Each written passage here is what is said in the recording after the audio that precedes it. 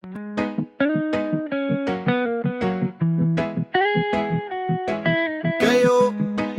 kayo, oh, oh, oh, oh. Kayo po na nakaupo, subukan nyo namang tumayo. At baka matanaw at baka matanaw na nyo ang tunay na kalagayan ko.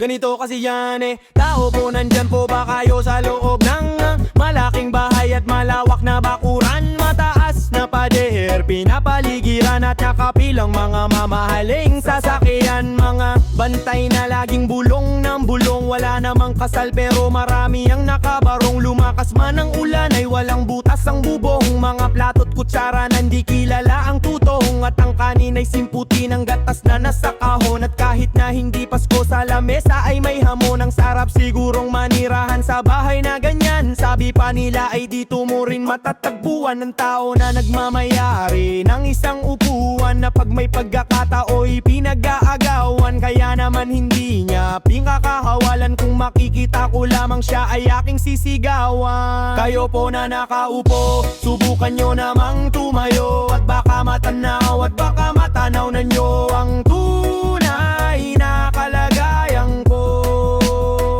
Mawalang galang na po sa taong nakaupo. Alam nyo bang pantakal ng bigas namin ay di puno? Ang dingding ng bahay namin ay pinagtagpit-tagping yero. Sa gabi ay sobrang init na tumutunaw ng yelo, na di kayang bilhin upang ilagay sa inumin. Pinakulong tubig sa lumang kapuring, uling-uling gamit lang panggatong na inanod lamang sa estero, na nagsisilbing kusina sa umagay aming banyo. Ang aking inay na may kayamanan, isang kaldero na nagagamit lang pag ang aking ama ay sumweldo. Pero kulang na kulang pa rin, ulam na tuyo tasin ng 50 pesos sa maghapoy pagkakasyahin. Di ko alam, talagang maraming harang o mataas lang ang baot o nagbubulag-bulagan lamang po kayo kahit sa dami ng pera nyo. Walang doktor na makapagpapalinaw ng mata nyo, kaya wag kang masyadong alata.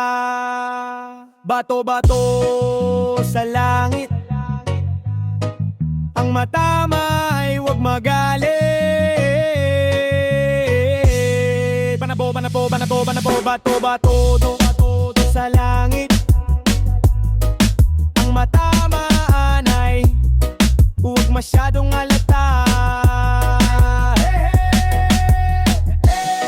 Huwag kang masyadong alata. Huwag kang masyadong